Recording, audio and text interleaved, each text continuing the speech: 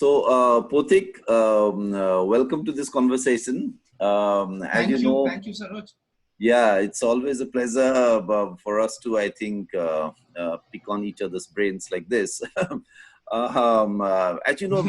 yeah, we're in the middle of this very weird scenario: coronavirus, pandemic, and then in India we have the migrant scene, the migrant labor, migrant worker. Some people, the different terms, pravasi mazdoor and all.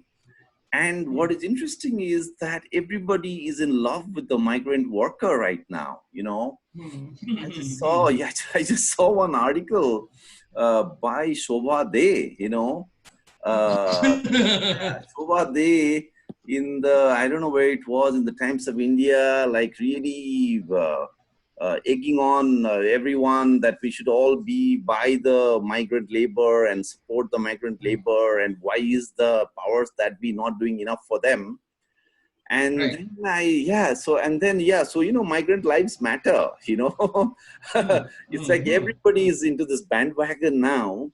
And then I see this Shiv Sena leader, some Sanjay Raut or something, some Mr. Raut, Sanjay Raut, and right. He is now battling it out in the TV debates and all these, places with Yogi Adityanath. And Yogi Adityanath is compared by the Shiv Sena leader with Hitler. The way Hitler treated Jews, that's the way Yogi Adityanath is treating workers. You would think this is coming from some trade union honcho, but it is coming from a Shiv Sena leader. And Yogi Adityanath in turn gives a reply saying that next time Maharashtra wants workers from my state, UP, he has to take special permission and ensure all social, economic, legal rights. Only then will it be allowed. So everybody is a migrant worker lover. Everybody is like out there to save the migrant labor. And so, you would think our usual trade unions, they are getting a run for their money from these Shiv Sena and these right-wing guys. They are kind of exceeding that love for the migrant worker. So I was reminded, Pothik, of one particular. I was reminded of a Marxist critique of the Gotha program, where he really kind of lashes out on these guys who love labor so much and thinks that labor is the source of all value source of all wealth and labor, like great lovers of labor, that Marx is engaging with and attacking that kind of a position. And there's this kind of a valorization of labor, and that's of course not labor power.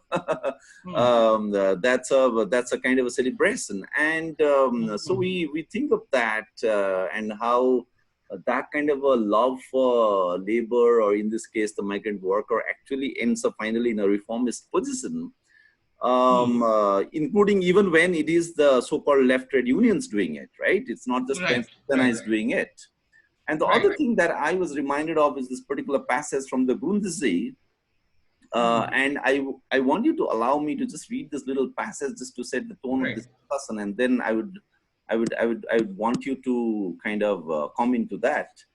So in the Grundisse, I think this is the chapter on capital, where Marx is really telling us that, look, you cannot think of labor as though it is an independent force. Can you still see me, Pothik? Yeah, I can see. Yeah. So where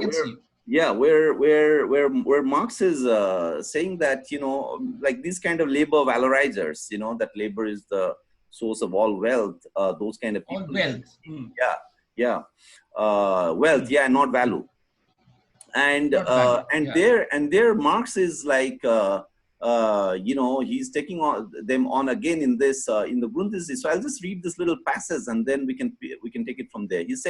He writes, and I'm quoting Marx there: labor as it exists in contrast to capital for itself in the worker, labor therefore in its immediate being separated from capital is not productive. So labor in its immediate being separated from capital is not productive. That's what a lot of these labor valorizers would want to say, that labor in itself is kind of productive apart from capital. As activity of the worker, moreover, it never becomes productive because it enters only into the simple process of circulation, which affects only formal transformations. Those writers, therefore, who demonstrate that all the productive power ascribed to capital is a misplacement or transposition of the productive power of labor, forget precisely that capital is itself essentially this misplacement, this transposition, and that wage labor as such presupposes capital, which is therefore this transubstantiation also from the viewpoint of wage labor. So, so here we can clearly see that Marx is saying that you cannot act as though labor is some kind of an independent force outside of capital, even though it feels like it is a very pro-labor thing to say that labor is like a separate kind of an entity. And here labor, of course, Marx is then trying to tell us that work capital is at the end of the day dead accumulated labor. So you cannot separate it, right? You cannot separate it. So in fact, one can even the whole question. One can even get a sense that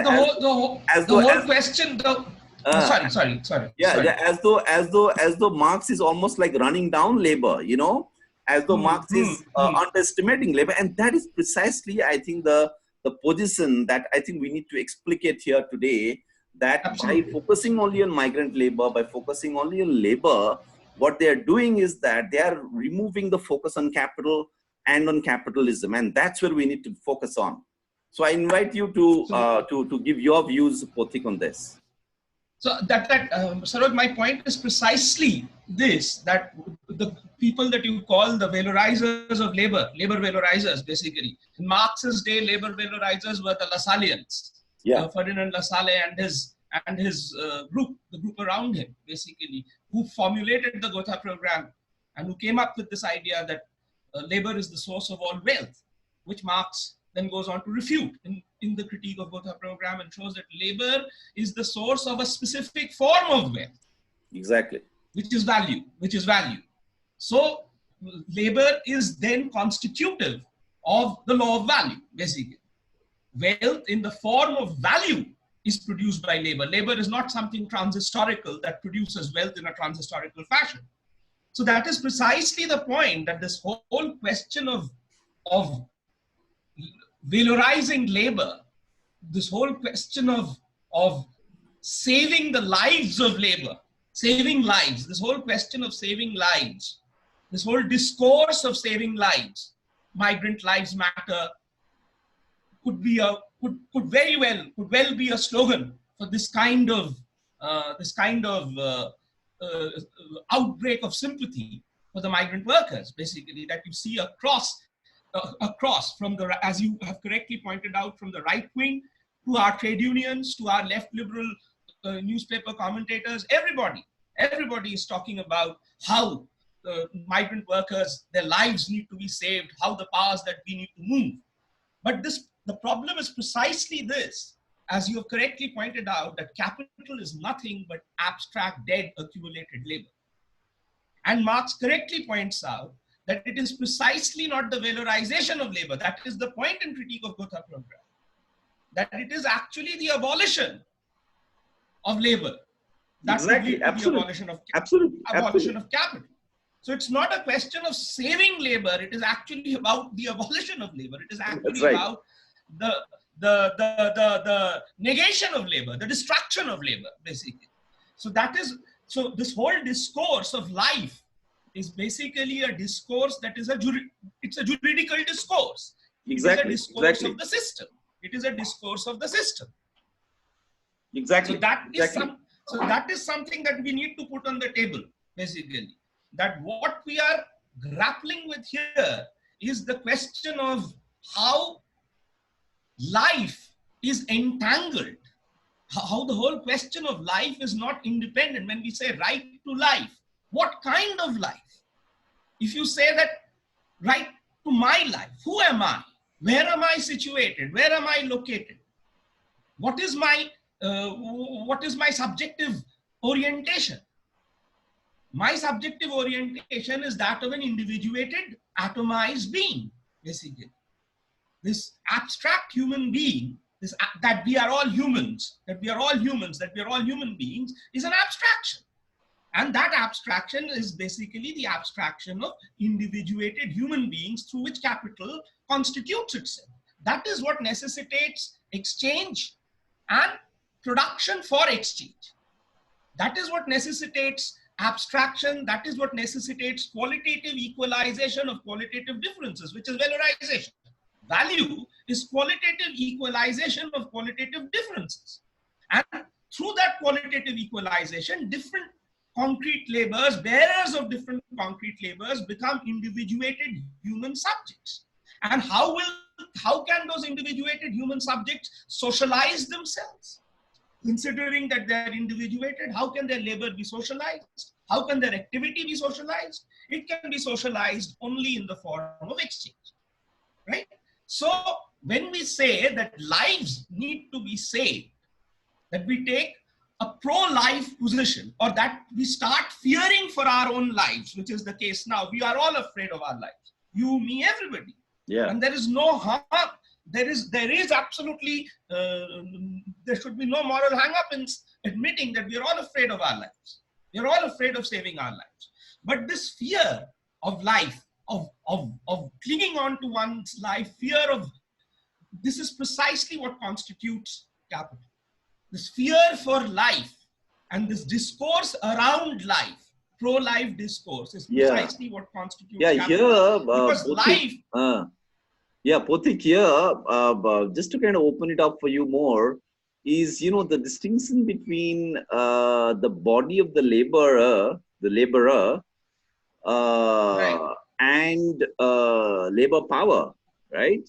Right. And right. I mean, right. in a way, it has been the capital. I mean, in a way, okay, so when you're talking about saving the life, somehow it so happens that abstract labor or labor power, the capacity for labor, is vested in the biological body, and capital, if it gets a chance, would want to uncouple that.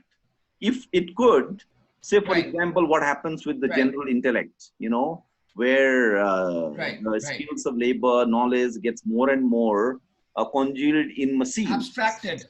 Yeah, in machines with the final, the capitalist utopia of what Marx called the general intellect. So there it feels like you can in a way you can do away with the biological labor and the life. So when with the coronavirus pandemic today, it feels like today, for example, say capital in India, if they want to, I mean, they are not able to extract labor power because of social distancing and all the factories are shut, the markets are shut and all of that. So they are not able to extract labor power, and yet in one way or the other, the biological body of the worker must be maintained, right? Or not.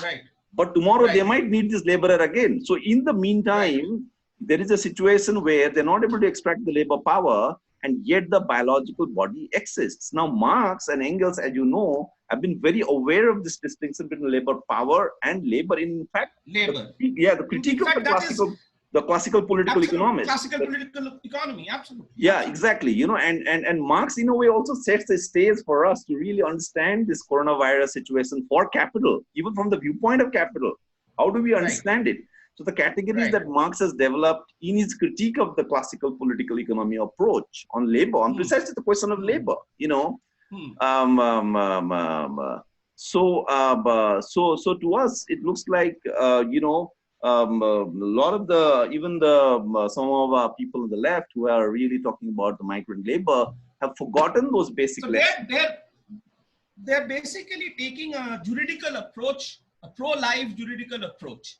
Exactly. Basically nothing else but a discourse that is only apparently in opposition to capital, but it is a constitutive contradiction of capital. Basically. Exactly. They are occupying a position that is constitutively contradictory of capital, but it is a contradiction that constitutes capital. That's right. That's right. That's right. That's right. By affirming the right to life, you enter into a kind of a juridical terrain. And as we know, following Marx, the Marx of Capital, that juridicality is nothing else but exchange relations. Juridical relations are nothing else but exchange relations. Right? Right? So the moment you start talking about life, and more importantly, not just talking about life, this fear for life that infects all of us now, legitimately so, is in a sense constitutive of capital. Because why? It enables capital. It enables the state. It enables the state to enforce something like this lockdown, which is nothing else but a moment of primitive accumulation. You mean the fear of life? The fear for one's life. Yeah. The fear for one's life is the molecular level at which this whole lockdown, this whole state apparatus imposing the lockdown is being constituted at the grassroots level, at the ground level, at the molecular level. So this fear for life, why? Because the moment you start fearing, as I said, the moment you start fearing for your life, and we are all legitimately frightened of losing our lives. We are afraid of losing our lives, surrounded by this pandemic. Yeah. Right? Yeah. Right. So this life, but this life that we have, my life or your life, is constitutive of a certain regime of production, a certain arrangement, a certain configuration of social relations of production. Basically, because we are embedded as bodies, as you pointed out, as bodies, our bodies have a certain subjective orientation.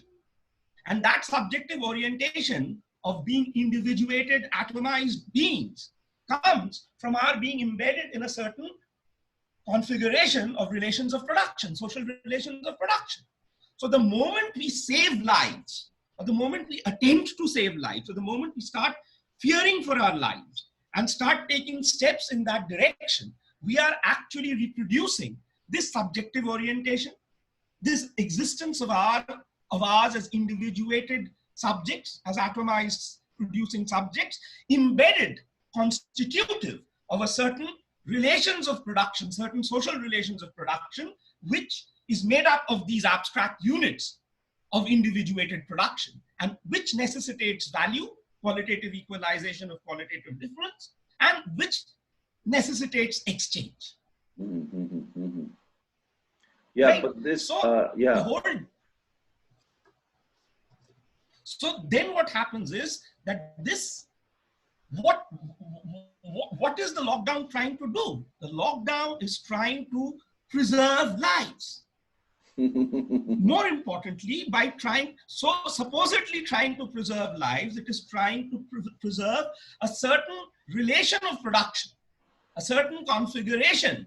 It is trying to maintain a certain configuration of social relations of production that is going into crisis, that has gone into crisis precisely because the exchange principle towards which this particular arrangement of relations of production is geared towards has gone into crisis. Why? Because the realm of exchange, which is basically the realm of universal equivalent, the realm of general form of value, the realm of the money form, has gone into a crisis because instead of the money form, instead of the general form of value as embodied in the money form, today we have the virus that is socially mediating as the realm of, as a kind of substitute for the universal equivalent in the realm of exchange among these various individuated, subjectively individuated units of production.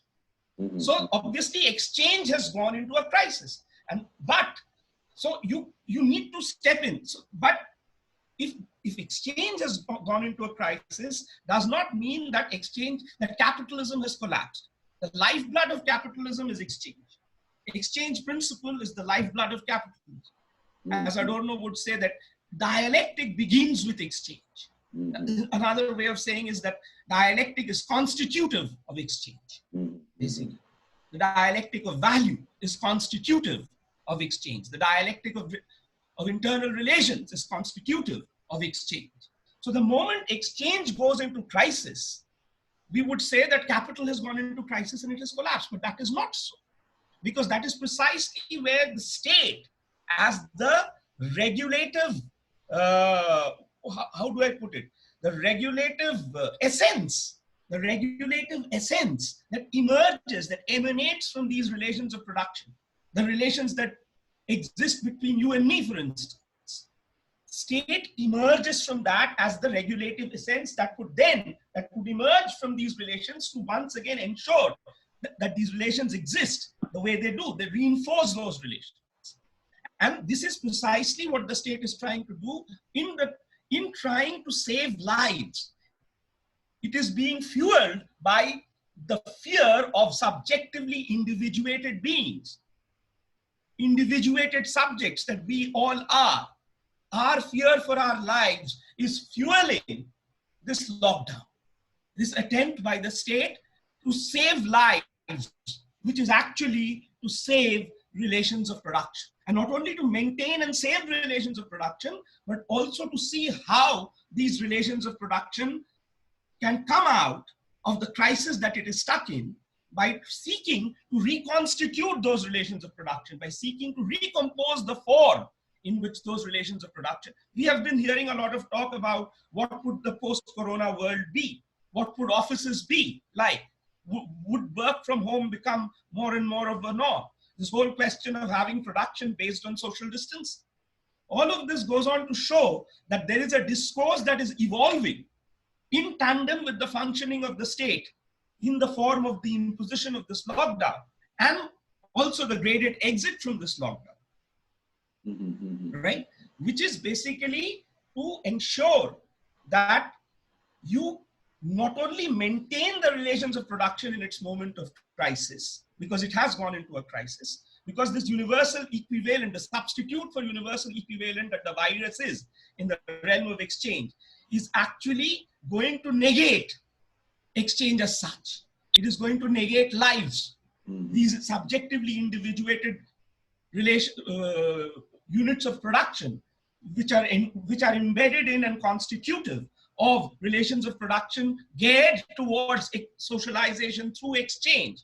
All of that is endangered by this virus becoming the substitute for the universal equivalent at the level of exchange. So then it is a crisis. It's a moment of crisis. But this moment of crisis for capital is also a moment of opportunity for capital. It is a moment of opportunity for the working class, but it is also a moment of opportunity for capital.